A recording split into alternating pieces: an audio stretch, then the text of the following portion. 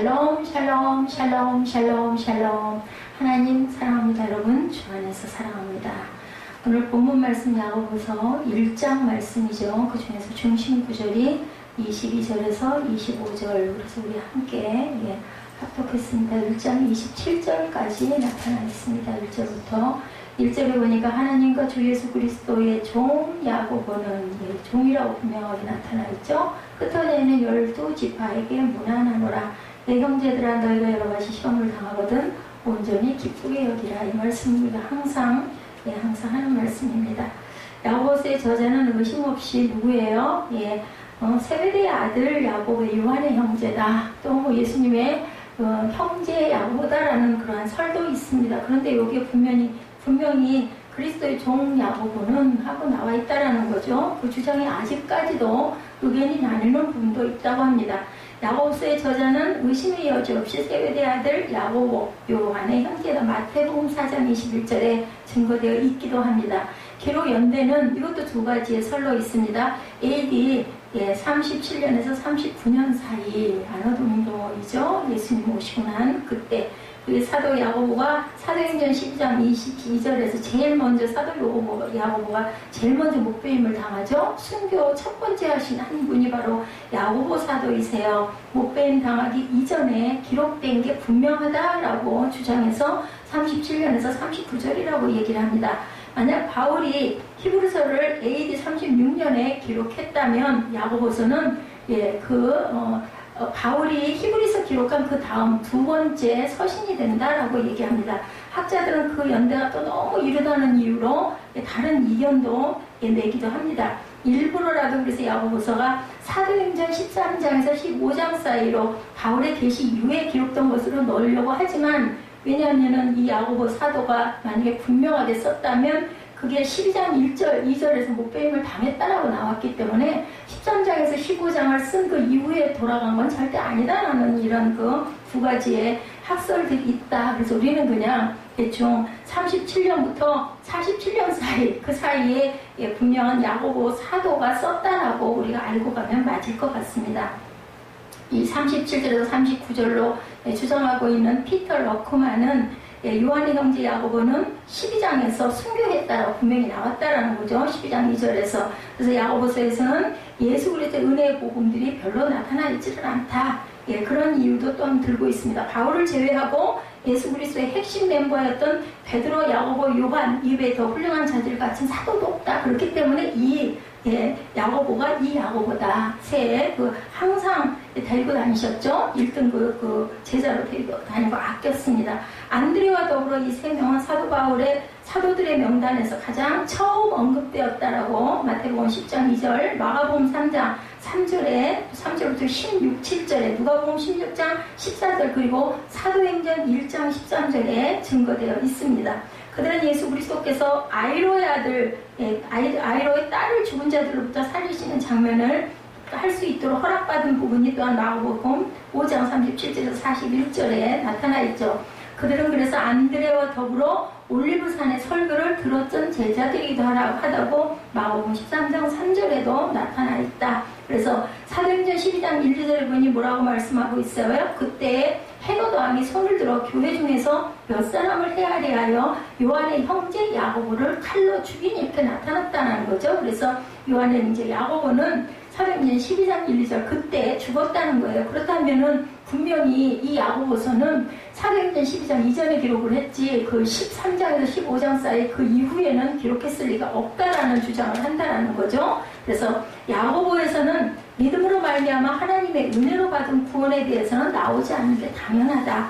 그리고 사도행전 12장에서 바울에게 계시된 믿음으로 말미암은 하나님의 은혜의 복음이 다른 사도들에게 아직 명확하게 전파되기 이전이었고, 야고보서가 기록한 서신서에는 그러한 내용이 나오지도 않는다. 그래서 야고보서에는 하나님의 은혜로 받은 구원, 거듭남, 그리스도의 몸 같은 신약 교리를 찾아볼 수가 없다. 그래서 야고보서 강의 1장으로 보니 정리하자면 기록자는 야고보, 기록 시기는 37절에서 39년 또는 그 45년경, 그리고 성격은 실적인 교훈이다. 수신자는 1차적으로는 히브리 그리스도인들이고 1차적으로는 2차적으로는 신약시대의 모든 성도들이라고 이렇게 나타나 있다.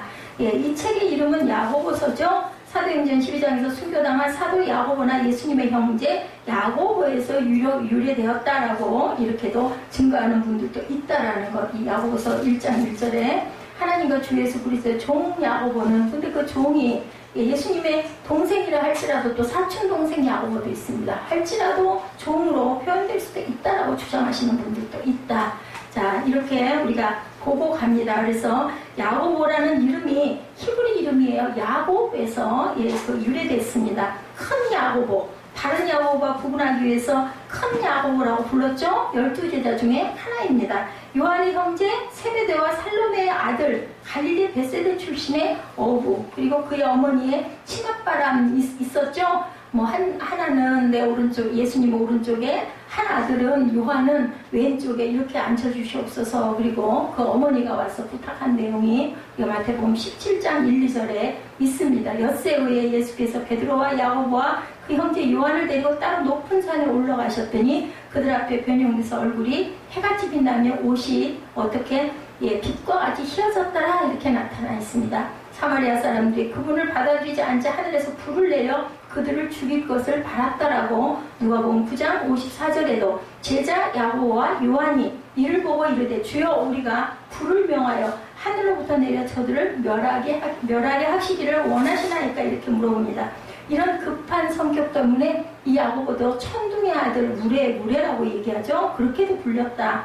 마가복음 3장 17절에 보니 또 세베대의 아들 야고보와 야고보의 형제 요한이니 이 둘에게는 보아너게 무레의 아들이라는 이름을 더하셨으며 이렇게 증거했다는 거죠. 마가복음 3장 17절에 그들은 베드로와 함께 주님의 제자들이었다. 그런데 가장 큰 명예를 누렸다라고도 나타납니다. 주님의 승천 이후에 야고보는 예루살렘에 남아있었고 주후 44년경에 헤롯에 의해 죽임을 당하여 사도들 가운데 처음의 순교자가 되었다. 그러면 분명한 건 44년 이전에 야고보서 그 야고보가 기록했다면, 돌아간 세베대의 아들 야고보가 기록했다면 분명히 이거는 사도행전 12장 1, 2절 그때 나온 그 기록 이전에 분명히 기록했으니까 야고보서가 있을 수 있었지 않겠느냐. 다른 사람은 아니라면 이 사람이 그랬다면 이 시대는 사도행전 13장 15장 사이에 있었던 그 내용과는 관계가 없다라고 주장을 합니다.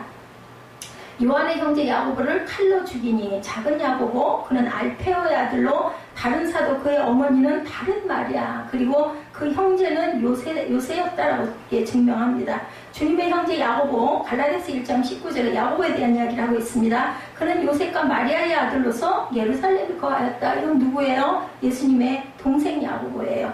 복음서는 분명하게 야고보와 요새와 유다와 시몬이 예수님의 형제라고 밝히고 있고 그분의 어머니가 누이들을 이야기하는 대목에서 그들의 이름을 밝힙니다. 또한 성경의 기록자들은 분명하게 그리스도의 형제들과 사도 야고보와 유다를 구분하고 있습니다. 그러므로 주님의 형제 야고보는 실제로 주님의 형제는 분명히 맞다. 근데 야고보서는 야고보가 기록했는지 아니면 주님의 형제인 야고보가 기록했는지 이런 부분의 그 의견도 분분하다라고 나타나 있습니다.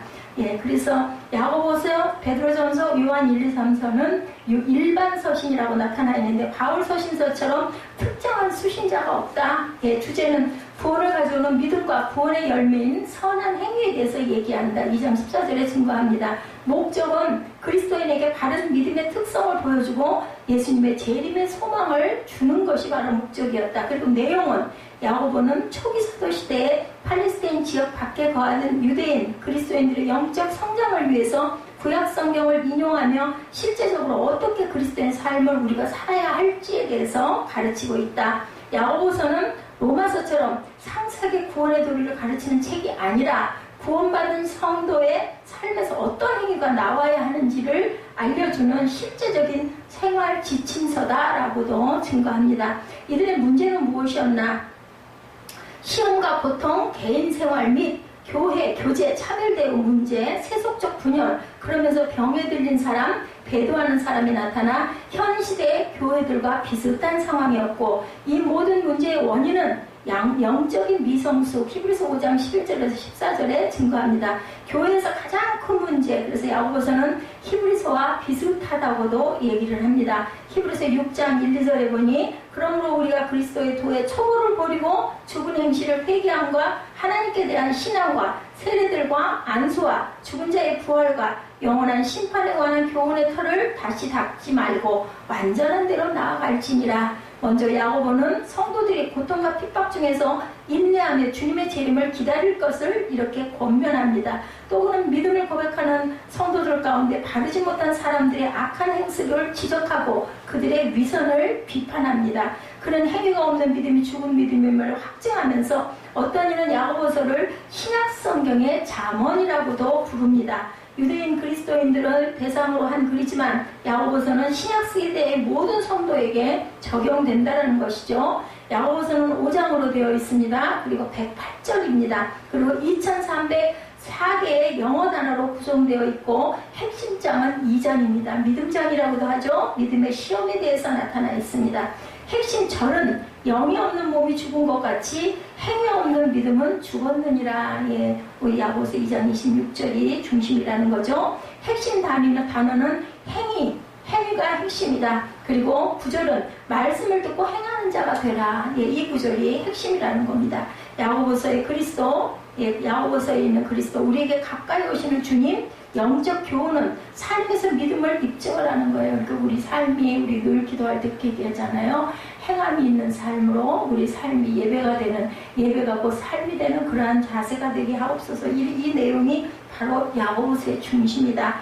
다시 태어나는 것을 확인하라. 다시 태어난다는 것은 복음을 들고 받아들여야 한다는 거죠. 뭘로 통해서? 침례를 통해서 첫 번째로는 다시 태어나는 거죠. 그리고 에베소서 1장 13, 14절에도 봉인에 대한 이야기가 나와 있습니다. 내주하신다. 요한복음 14장 16절, 고린도전서 6장 19절에서 20절에 증거합니다. 그분 안에서 우리가 걸어야 된다. 그분을 슬프게 하면 안 된다고 에베소서 4장 30절에도 증거합니다. 잘못하면 그분을 억누르게 된다.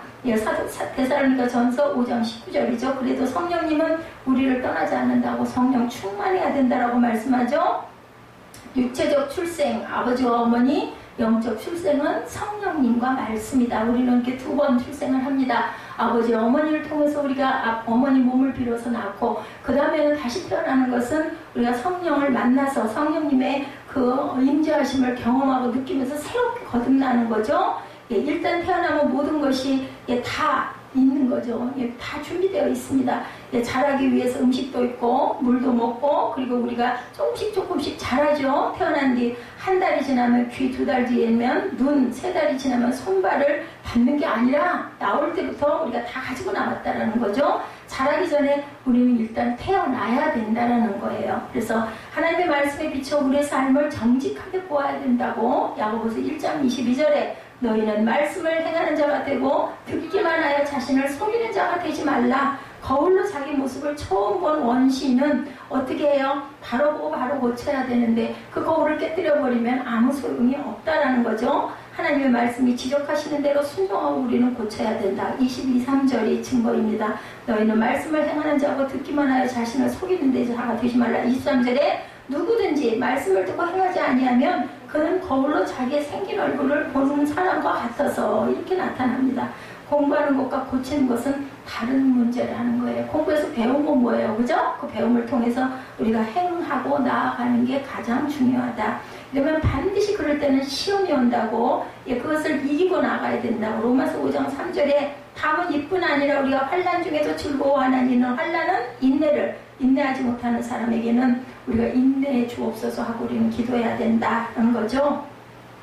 야고보서를 공부하면서 인내하기 힘든 때가 온다. 참고 넘어가야 된다. 야고보서 안에도 그런 내용들이 많이 나타나 있고 그런 고비가 있다. 언제까지? 갈라디아서 4장 19절을 그 내용을 이룰 때까지. 4장 19절 봅니다. 나의 자녀들아 너희 속에 그리스도의 형상을 뭐하기까지? 이루기까지 다시 너희를 위하여 해산하는 수고를 한다라고 분명히 증거합니다. 우리는 그리스도의 형상을 이루기까지 우리는 늘 수고해야 된다는 거죠. 다시 태어나는 수고를 해라. 그리고 다섯 번째로 우리의 성숙의 기준을 성경과 그리스도에게 두어야 된다. 에베소서 4장 13절입니다. 우리가 다 하나님의 아들을 믿는 것과 아는 일에 하나가 되어 온전한 사람을 이루어 그리스도의 장성한 분량이 충만한 데까지 이르리니. 나이와 성숙은 다른 문제라는 거죠. 교회 연수와 성숙도 다른 문제다. 우리 모두 성숙한 그리스도인이 되어야 되는데 내가 20년 연조를 갖고 있으니 내가 30년을 예수 믿었으니 이런 건 아무 소용이 없다라는 거죠. 우리가 온전하게 그리스도의 영을 받으면 뭐 1년이 됐든 초신자든 성령이 내게 임하시면 나는 다른 사람, 새로운 옷을 입을 수가 있다. 예수님처럼 산다는 것은 예수님에 대하여 말하는 것보다 정말 더 어려운 일이다라는 겁니다. 세상을 놀라게 하는 것만큼이나 강력한 영향력을 세상에 끼치게 된다. 갑자기 성경을 보다가 우리가 야고보서의 말씀 속에서 초대교회의 행함을 강조했던 그러한 그 내용을 가졌는데 야고보서가 히브리서 다음에 나오는 것이 참 의미가 있다는 거죠. 제가 이 야고보서를 강의하기 전에 히브리서를 할까도 생각을 많이 했어요. 고민과 갈등 속에서 히브리서는 우리가 언젠가 같이 한번 공부했던 기억이 있었던 것 같아서 야고보서를 선택을 했습니다.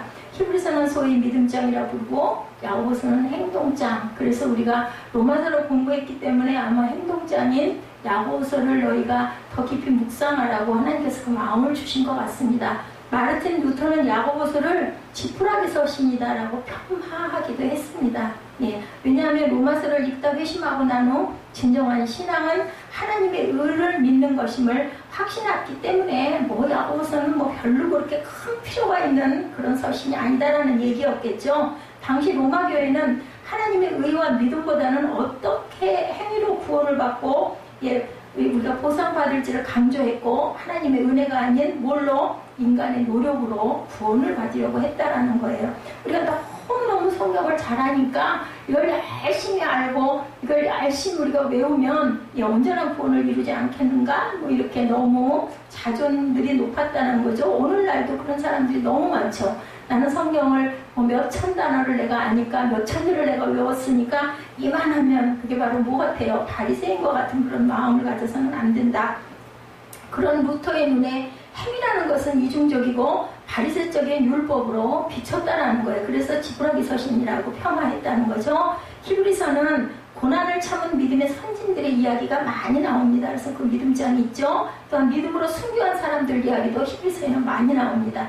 당시 박해 시대를 사는 사람들에게 믿음을 지키는 것이 얼마나 중요했는지 정말 그때는 목숨 걸고 예수를 믿었죠. 그래서 초대교회에는 믿음을 지키기 위해 죽어가는 사람들이 영웅처럼 받들어지고 있었고 일부러 순교의 자리를 찾아가는 사람들도 있었다고 그래요. 왜냐하면 하늘나라를 확실하게 믿은 거죠. 소망을 거기에 뒀기 때문에 믿음을 지키는 것이 정말 위대한 일이다. 맞죠? 믿음 지키는 일처럼 위대한 일은 없는데 야고보서는 어쩌면 한 걸음 더 나아가 있는 거예요. 알고 지키는 것만이 중요한 게 아니라 알았으면 행해야 된다는 거죠. 정말 믿음이 있다면 믿음을 지키기 위해 죽는 것보다는 믿음대로 살아가는 것이 더 중요하다. 나 믿으니까 난 죽어도 상관없어 하고 포기하고 죽는 게 아니라 믿음대로 살아가라는 거죠. 살면서 뭐 하라고요? 주변에서 좋은 영향을 많이 끼치고 그리스도를 전하고 증가하는 것이 더 중요하다.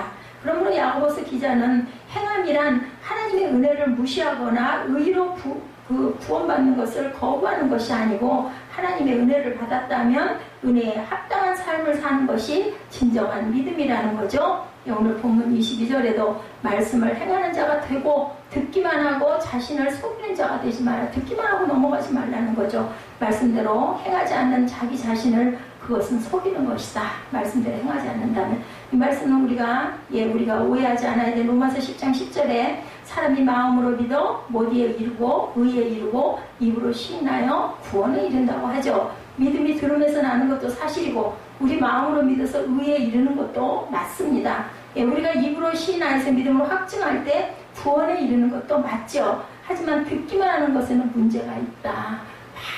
많이 나 볼 1000번 들어서 너무 잘 알아. 그건 소용없다는 거죠. 믿고 시인하는 것이 행함으로 이어지지 않는 것은 자신을 속이는 것이다. 알면 뭐래요. 그죠? 그걸 행하지 않는데. 근데 이 행함이라는 게 쉽지는 않죠. 행함으로 구원을 얻는 것은 아니지만 행함으로 온전한 신앙을 이루어간다는 거죠. 오늘 본문은 흥미로운 표현을 쓰고 있죠. 23, 4절에 누구든지 말씀을 듣고 행하지 아니하면 그는 거울로 자기 생긴 얼굴을 보는 것과 같아서 제 자신을 보고 와서 그 모습이 어떠한지를 곧 잊어버리거니와 행하지 않으면 그 믿음이 뭔지 곧 잊어버린다는 거죠. 우리가 참 많은 경험을 하고 있습니다. 우리가 말씀 듣고 은혜 받을 때 많아요. 근데 그때 은혜 받고 막 그저 눈물 나고 울기도 하고 기도도 하기도 하는데 그러고 그냥 살아가다 보면 넘어가 버리고 잊어버리고 그러다 보면 나중에 무슨 말이 나와요. 아니 뭐 예배 드리는 거하고 사는 거하고는 다른 문제 이 소리가 나중에 나온다라는 거죠. 그래서 우리가 행동함으로 내가 변화가 돼야 된다. 그래야만 그 믿음을 지킬 수가 있다라는 거죠. 그 뜨거움이 행동으로 이어지지 않으면 이렇게 식어버려요. 사람을 잊어버리게 돼요. 너무나 저도 오늘 그 고마운 거 너무너무 고마웠어요.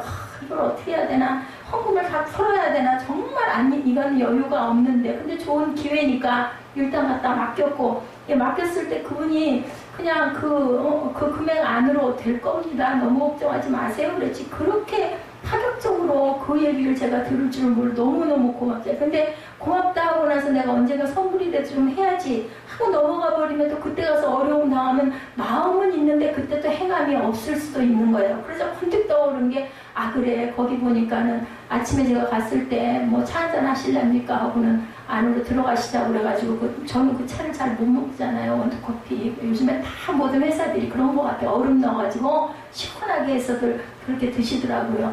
주시는 걸 저는 그냥 한 모금만 입술을 축이고는 어떻게 해서 이런 경위가 어떻게 됐다라는 이야기를 뭔가 얘기를 하고 와야 되니까 한 5분에서 한 7분 정도 잠깐 앉아있다가 일어났는데 그 생각이 언뜻 들면서 주면은 뭐 사무실에서 먹든 본인이 먹든 일단은 인사를 해야 되겠다. 그래서 결단을 하고 마음이 얼마나 괜히 혼자 너무 기쁜 거예요. 그러니까 지출이 돼도 기쁜 게 있잖아요. 지출이 돼서 마음이 찜찜하고 부담이 되는 경우가 있지만 그래 내가 이렇게 하기 잘했어. 그리고 또 추석 때는 추석 때대로 내 상황에 맞게 잊어버리지 말고 이번 추석에는 꼭 내가 한 번은 그분에게 인사를 한 번 더 해야겠다.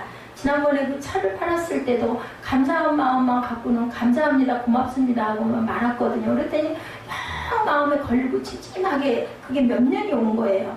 그런 것처럼 우리는 뭐가 됐든 작은 거 하나라도 얼른 그때 실천할 줄도 알아야 했던 뭔가 인사 말로만 닦는 게 아니라 뭔가를 인사로 뭔가 그냥 내 가진 것에서 작은 거라도 표현할 줄 알아야겠다 생각을 하고 아까 굉장히 기뻤습니다.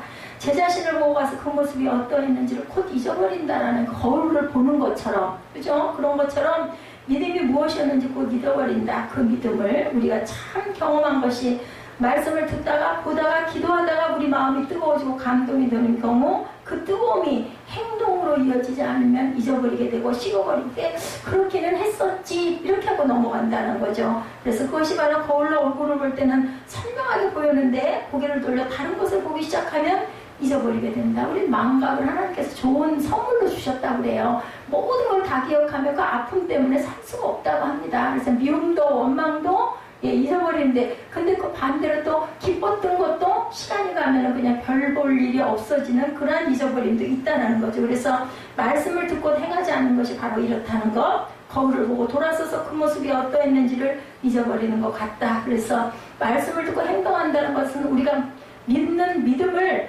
프린트하는 것과 같다라고 합니다. 새겨지는 거죠. 행동으로 기록되는 거. 그러다 보면 우리가 우리 성품이 조금씩 고쳐지지 않겠어요? 제가 그 몰랐던 정말 훈련이 되어 있지 않거든요. 그냥 누군가 도와주고 그러면 너무 고마워. 고맙습니다. 그러고는 그냥 그렇게 하고 넘어가 버리는 거. 어떻게 할 바를 모르니까. 근데 세상 그 처세를 많이 하는 사람들 어때요? 그럴 때 그냥 얼른 뭔가를 하나 사다가 그냥 감사합니다.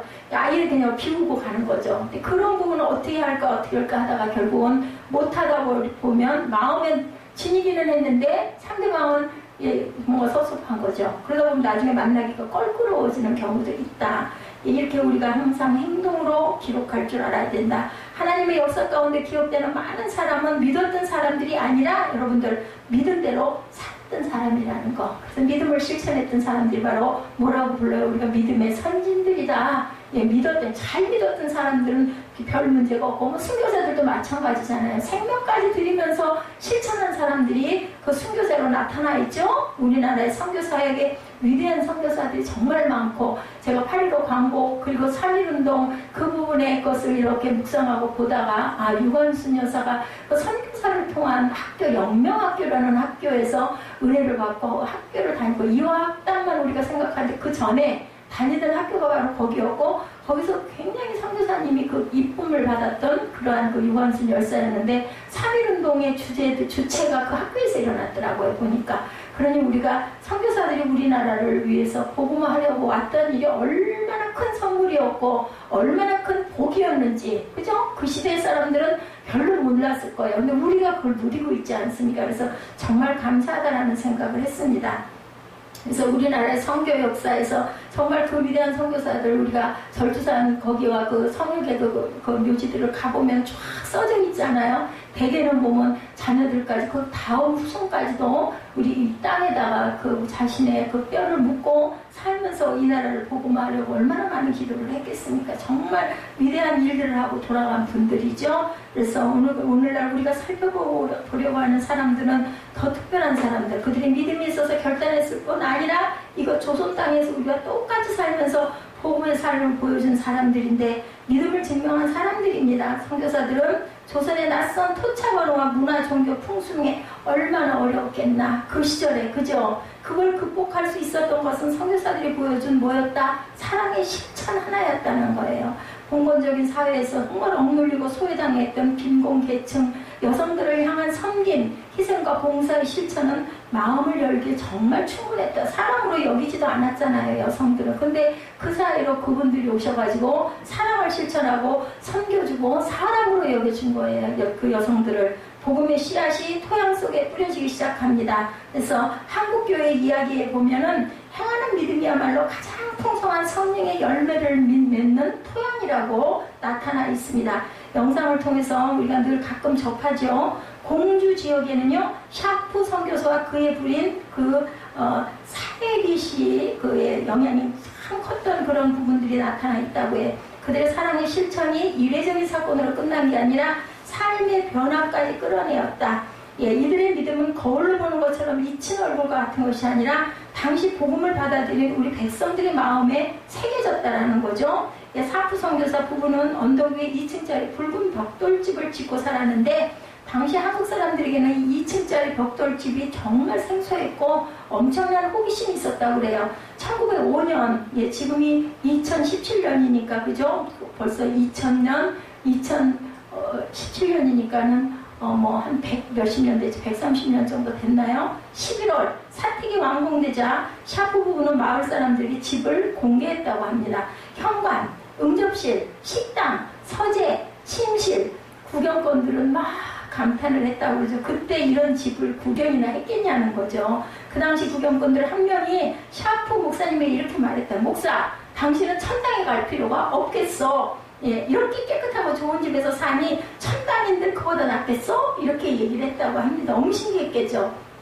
근데도 샤프 부부는 몰려드는 구경꾼들로 인하여 개인 생활과 선교에도 차질이 생겼지만, 식탁에 앉아서 기도하고 서재에서 성경 읽고 응접실에서 피아노를 치면서 찬송 부르는 모습을 직접 보여줬다고 그래요.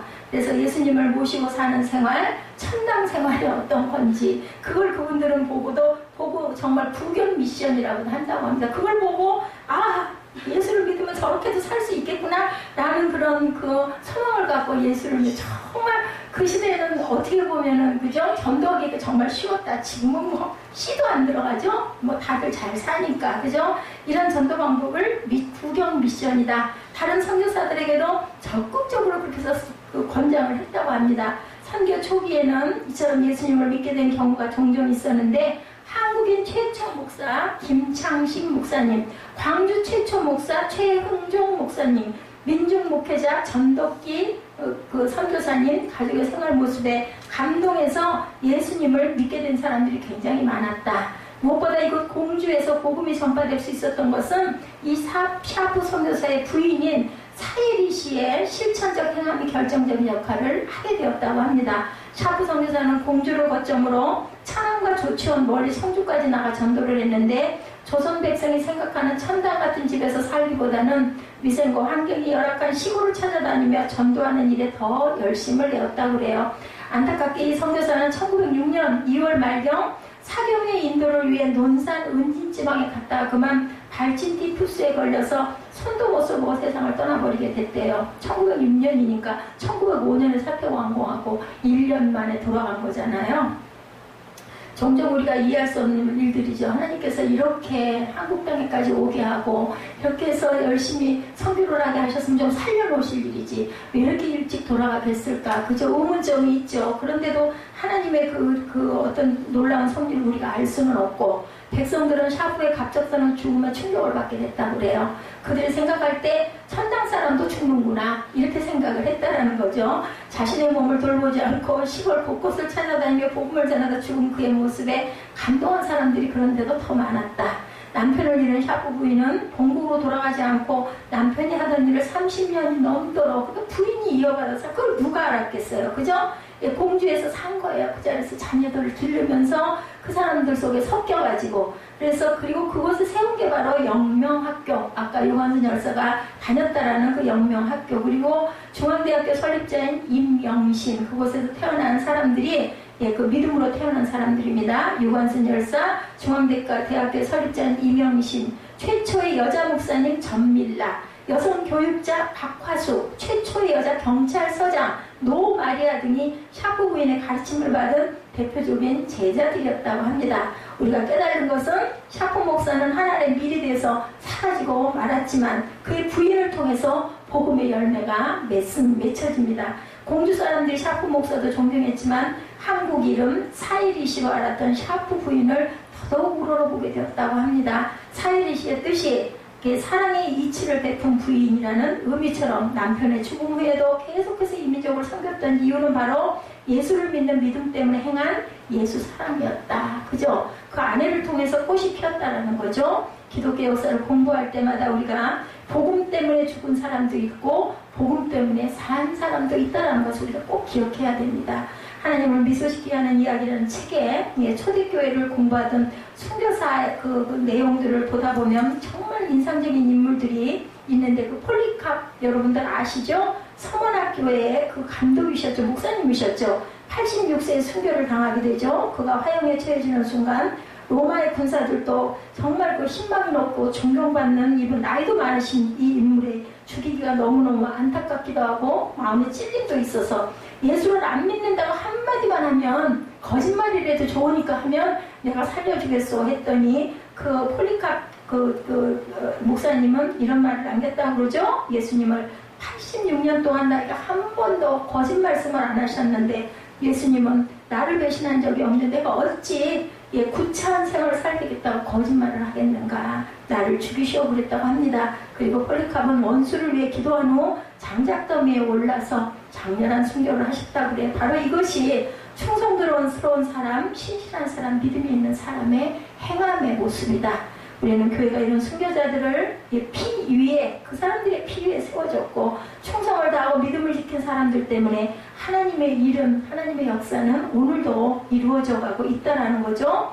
마태복음 5장 16절에 예수께서 우리에게 말씀하시죠. 이같이 너희 빛이 사람 앞에 비치게 하여 그들로 너희 착한 행실을 보고 하늘에 계신 너희 아버지께 영광을 돌리게 하라. 제가 오늘 느낀 거는 전에도 그런 생각을 했지만 그 소장님이 작은아버지의 영향을 좀 받은 것 같더라고요. 그래서 좀 가난하고 어렵고 소외된 사람과 외제차를 많이 판매를 하시던 분이셨어요. 장안동에 계실 때. 그래서 그 외제차를 어디서 한번 산 적이 있고 또 파는 일을 그분에게서 2번이나 수고를 부탁을 했는데 그러다 보니까 아마 각별하게 보여서 제가 이쁘고 대단해서가 아니라 정말 어렵고 어떻게 할 줄을 몰라가지고 쩔쩔매는 그런 모습을 보면서 좀 돕고 싶다라는 생각을 하신 게 아니고 이번에도 그런 느낌이 오더라고요.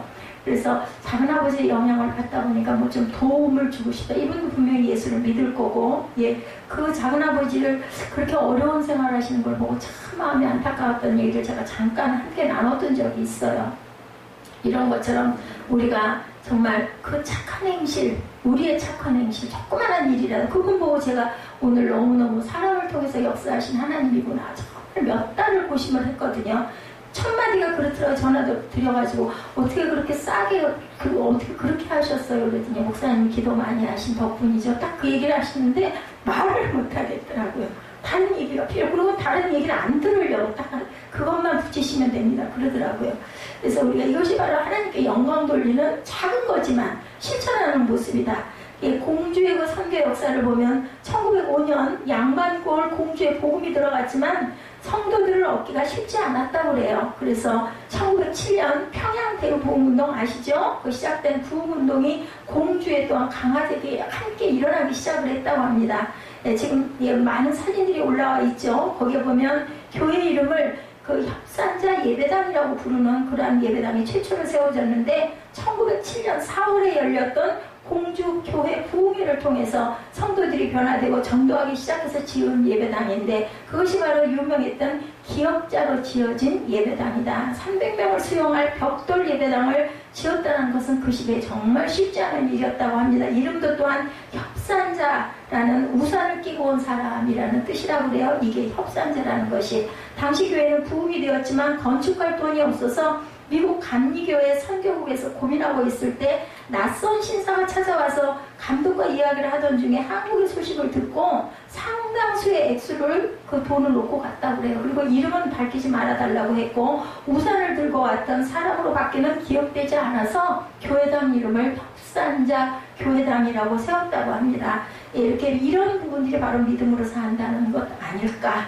오늘 본문 이야기를 생각하게 하는 일, 실천하는 자, 그가 행하는 일에 복을 받으려는 의미를 우리가 생각해 봅니다. 25절이죠. 자유롭게 하는 온전한 율법을 들여다보고 있는 자는 듣고 잊어버리는 자가 아니요 실천하는 자는 이 사람은 그의 행하는 일에 복을 받으리라고 얘기를 했습니다. 복 받기 위해서 하는 것보다는 그냥 가난하고 어렵고 약한 사람을 돕는 마음, 그것을 계속 실천해 갈 때 그건 분명하게 복으로 나타나는 거죠. 믿음은 행동으로 증명될 뿐 아니라 행함으로 믿음의 역사가 일어납니다. 미국에서 사오라는 재미오퍼인 하형록 회장이 쓴 성경대로 비즈니스 하기 거기에 나오는 이야기입니다. 세계적인 건축 설계회사 팀 하스의 회장인 하형록은 심장 이식 수술을 받아야 하는 생명의 위협 가운데 주님을 만나게 됩니다. 그리고 새롭게 사업을 시작하면서 성경대로 비즈니스를 하겠다는 결심을 하고 잠언 31장의 원리를 따라갔다고 합니다. 그중 하나의 원리가 바로 엑스트라 마일이라는 것이었다고 해요. 이 말의 뜻은 한 걸음 나아간다는 것이고 다른 표현으로는 비욘드도라고 얘기했다고 그래요. 문턱까지 배용한다. 마태복음 5장 41절 말씀처럼 누구든지 너로 억지로 오리를 가게 하거든 그 사람과 심리를 동행하라는 근거였다고 합니다. 잠언 31장 24절 말씀에 그는 배로 옷을 지어 팔며 띠를 만들어 상인에게 맡기며 모시로 만든 고급 제품을 띠까지 둘러보낸다는 것이 바로 엑스트라 마일이라는 거예요. 원하는 건 요것뿐인데 오늘 예를 들어 제 얘기를 하자면 원하는 건 30만 원 미만에 된다고 그래서 25, 6만 원도 좋고 27, 8만 원도 좋지라고 생각을 했는데 반도 안 되는 금액으로 뚝 잘라서 정리를 해주고 거기다가 차를 보내드리기까지 하겠습니다. 이게 바로 그 엑스트라 마인드 아닐까. 내가 원하는 건 요것만 해주면 좋았는데 그 나머지 오리를 가져가면 심리까지 가라는 거. 겉옷을 달라고 하면 속옷까지 벗어주는 게 바로 이렇게 비욘드 도우다. 문밖까지 배웅한다. 그냥 인사해도 되는데 이런 마음으로 일을 했다라는 거죠. 그래서 나는 직원을 채용할 때 이 엑스트라 마일에 관한 질문을 꼭 한다고 그 회장은 얘기를 했다고 그래요. 당신은 회사 일을 할 때 엑스트라 마일을 실천한다는 것이 어떤 것이라고 생각합니까? 이렇게 질문을 한다고 그래요. 그러면 미국인들은 대개 이렇게 대답한다고 합니다. 맡은 일을 끝내기 위해서 늦게까지 일할 수 있습니다. 그게 엑스트라 마일이라고 생각합니다. 그렇지만 만일 고객에게 일을 부탁받은 프로젝트의 마감일이 내일이라면 그 일을 끝내기 위해 밤을 새우는 일을 엑스트라 마일이라고 할 수는 없다. 왜냐하면 당연히 해야 할 일을 하는 것이기 뿐이기 때문에. 그렇다면 이 경우 엑스트라 마일은 뭘까? 손해를 보면서까지 해주라는 게 아니고 성경 구절에 나오는 때와 같은 것, 예를 들어 애인이 커피가 마시고 싶은데 커피 한 잔 나 좀 사다 줄래요? 했을 때 커피와 곁들여 뭐를? 그 애인이 좋아하는 쿠키를 사다 주는 게 바로 엑스트라 마일이다. 고객은 커피뿐 아니라 쿠키까지 곁들이는 엑스트라 마일을 반복해서 받으면 어느덧 마음이 열려서 그 사람을 신뢰하게 되고 그 사람과의 관계가 정말 아주 돈독해진다는 거죠. 그러니까 이 경영하는 쪽에서는 귀한 고객을 얻을 수 있다는 거죠. 이 땅의 복음으로 살았던 사람들의 삶이 바로 이런 생각이 아니었겠는가. 엑스트라 마일을 간 사람들이다. 그분들이 바로 그렇죠. 성경을 믿기에 성경대로 살아간 사람들의 이야기라는 거죠. 국내 선교팀으로 영명학교를 돌아보며 작은 야산에 잠들어 계신 선교사님들의 무덤을 보신 분들의 이야기입니다. 영명동산에 잠든 선교사들에 대한 간단한 기록들이 이렇게 기록되어 있었다고 그래요. 공주지방에서 활동한 34명의 선교사 중에서 샤프 선교사, 아까 말씀드린 그 선교사와 자녀 4명이 영명동산에 잠들어 있다고 그래요.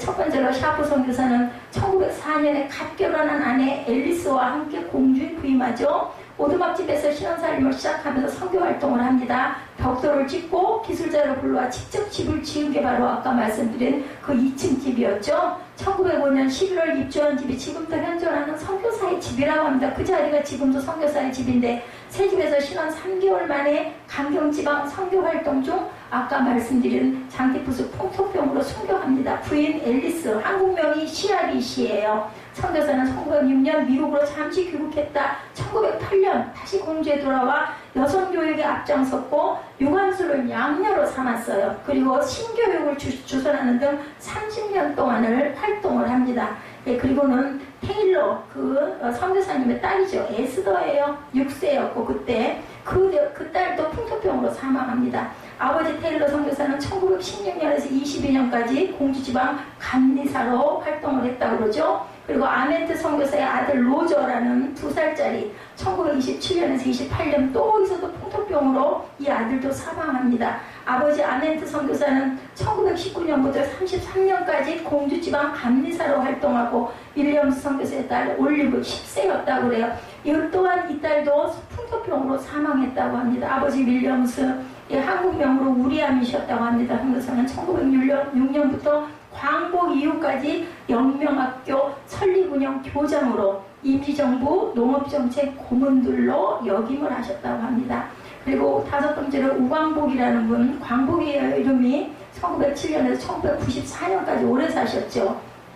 아버지 윌리엄스 선교사와 함께 공주에서 어린 시절을 보내고 2살 아래 여동생이 사망한 후 미국의 할머니에게서 자랐다고 그래요. 그의 이름이 우광복은 한일합방으로 국권을 빼앗긴 이 나라의 광복을 염원하여 지은 이름이었고 그는 콜로라도 주에 있던 덴버대를 졸업하고 해군 군의관이 되어 한국전에 참전했고 당시 하지 종장의 통역관으로 활동하기도 했고 우광복은 1994년 87세의 일로로 세상을 떠나면서 공주에 잠든 동생 올리브 곁에 묻어달라는 유언에 따라 영명동산에 잠들어 있다고 합니다. 아버지 윌리엄 선교사는 영명학교 설립과 발전을 위해 헌신했을 뿐 아니라 애국애족 교육을 통한 광복의 꿈을 심어주었고 농업 전문가로 임시정부의 농업정책고문으로 활동하면서 한국 농업 발전에 크게 기여를 했다고 합니다. 이들이 그 멀리 미국 땅에서 이국 땅에서 죽어 무덤에 묻혀있는 모습을 보면서 어떤 생각을 했을까? 이들은 하나님의 법을 듣고 잊지 않고 가슴에 새겨 그들은 것을 행하다가 죽은 사람들이다. 지금 공주지방에 묻혀있는 그분들의 이야기예요. 흔히 이 나라의 광복이 해감이 그냥 일어난 게 아니죠. 보니 그리고 좋은 학교들이 그냥 쓴 게 아닙니다. 그래서 그들이 죽어서 그들의 무덤에 믿음이 무엇인지를 강력하게 심어준 그런 표지입니다. 2016년 8월 20일에 97세의 철학자 겸 김영석 교수가 인터뷰를 했다고 그래요. 사실은 철학자로서 뿐만 아니라 훌륭한 신앙인의 모범이 되었다고 그러죠. 기자가 철학과 신학의 차이에 관해서 물었을 때 인상적인 대답을 했다고 합니다. 이분의 이름은 저도 기억이 납니다. 김영숙 교수님은 기자가 철학과 신학의 차이에 관해 물었을 때 이렇게 대답했다고 그래요. 철학은 인간에 대해 알려주지만 인간이 처한 문제는 해결을 못 해줍니다. 그러면 종교가 해결을 해주느냐? 아닙니다. 그 답은 예수에게서만 있을 수 있습니다. 뭐라 그러는 거예요? 성에 있다는 거죠. 성경에. 신앙을 가지려면 성실성에 경건성이 더해져야 합니다. 성실한 사람은 악마가 건드리지 못한다. 유혹을 받는 것은 성실하지 못하기 때문이고 그렇다면 경건이라는 건 무엇일까? 호수가 잔잔해야 달 그림자와 별 그림자를 볼 수 있는 것처럼 그 잔잔함이 바로 경건이죠. 그리고 이렇게 대답을 했다고 합니다. 신앙인이라면 성실함과 경건함이 있어야 한다. 이렇게 대답했다고 그래요. 신앙인이 세운 공주의 영명학교가 이민족에게 진실함과 경건함이 무엇인지를 보여주는 교육이 요람이 되었다는 것 너무 감사하죠? 거기에서 일어난 3.1운동이 이 나라를 알리는 계기가 됩니다. 많은 우방국들에게. 우리가 기억하는 유관수는 이화학당 출신으로 알지만 사실은 아까 말씀드렸죠. 공주에 있던 영명학교를 다니던 중에 선교사의 도움으로 이화학당에 진학을 하죠. 이 에리신가요? 그분이 양녀를 삼았으니 오죽이나 대학을 잘 보냈겠습니까? 우리 그 영명학교에서 들었던 이야기는 정말 자랑스러운 대한민국의 역사의 그 기본, 우리가 잘 모르지만 이런 그 미랄들이 심어졌기 때문에 이 나라가 이렇게 바로 설 수가 있었다. 로버트 샤프와 그의 아내였던 앨리스 샤프가 선교사로 와서 세운 학교의 이름은 남학교인 명성학교와 여학교인 명선학당이 있었다고 해요. 후에 이 두 학교를 모태로 우리암이죠. 한국명으로 선교사가 영명학교를 세웠다고 합니다. 그러니까 처음에는 여학교와 남학교가 각각 있었는데 그것이 바로 나중에 세워진 게 영명학교였다. 100년이 넘는 역사를 가졌죠. 그 학교는 3.1운동을 주도했고 1929년 벌어진 광주학생운동에도 동참해서 민족운동의 요람이 되었다라고 나타나 있습니다.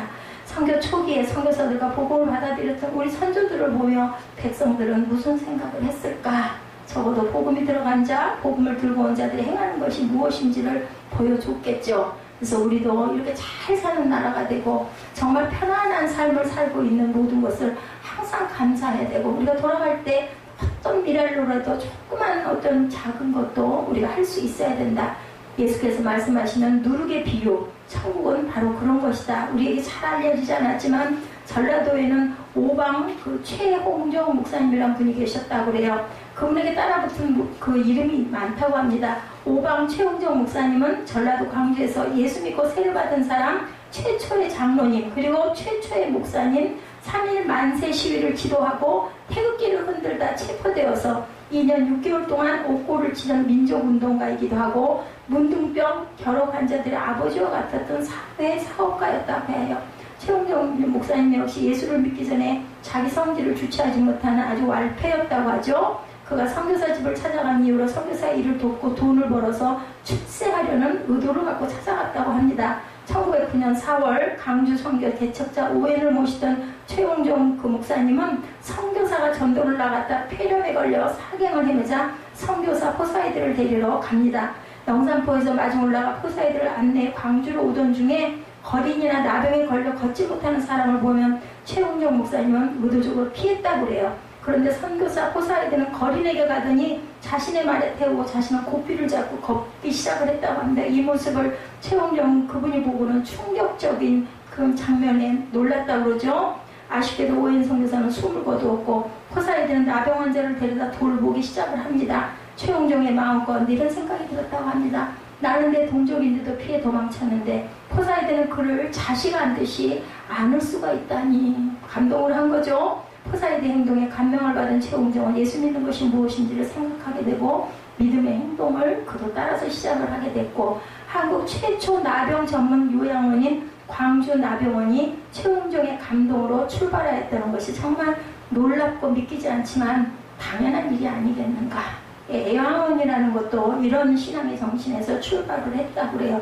선양원 목사님 여러분들 다 아시죠? 많은 신앙인에게 사랑의 원자탄으로 많은 울림을 주는 그의 삶과 신앙이 어디서 갑자기 솟아나온 게 아니고 믿음을 행동으로 보여줬던 누군가를 통해서 행동하게 되었는데 그 기념관에 가보니 손양원 목사님의 9가지 감사 우리 전에도 같이 한번 둘러보았던 것이 있는데 이렇듯 내용이 나 같은 죄인의 혈통에서 순교의 자식이 나게 하심을 감사합니다. 허다한 많은 성도들 중에 어찌 이런 보배를 내게 맡겨주신지도 감사합니다. 사남 사녀 7남매 중 가장 아름다운 장남과 차남을 주님께 바치게 돼서 감사합니다. 하나들의 순교도 감사하고 귀하다 하거늘 두 아들이 함께 순교를 했으니 감사합니다. 예수 믿다가 누구 죽는 것도 복인데 전도하다 총살 순교했으니 더욱 감사합니다. 두 아들이 미국 유학을 가려 했는데 그보다 좋은 천국에 갔으니 내 마음이 안심이 되어 감사합니다. 내 아들을 죽인 원수를 해결시켜 아들 삼고자 하는 사랑을 마음에 부어주심이 감사합니다. 내 아들의 순교의 열매로 무수한 천국의 열매가 생길 것을 믿으며 감사합니다. 견디기 어려운 역경 속에서 하나님의 사랑을 깨닫게 하시고 이길 수 있는 걸음을 주신 것에 감사합니다. 믿음의 행동으로 나타날 때 믿음이라는 것을 우리가 다시 한번 생각하게 되죠. 그가 죽어서 수십 년이 흘렀어도 믿음의 흔적이 분명하게 남아있는 것은 그가 믿음의 행동을 하며 살았기 때문이다. 우리가 남길 선명한 믿음의 흔적은 우리의 다음 세대를 따라갈 선명한 발자국은 과연 무엇일까? 하나님의 미랄이 그렇듯이 누룩이 그렇듯이 믿음으로 살아간 삶의 행동 역시 절대 헛되지 않을 것이라는 것, 이분들의 이야기를 통해서 야고보서의 말씀을 통해서 우리가 정말 한 가지씩이라도 삶 속에서 우리가 행하고 실천할 수 있는 그런 믿음의 행함이 있는 믿음들이 되시기를 주님의 이름으로 축복합니다.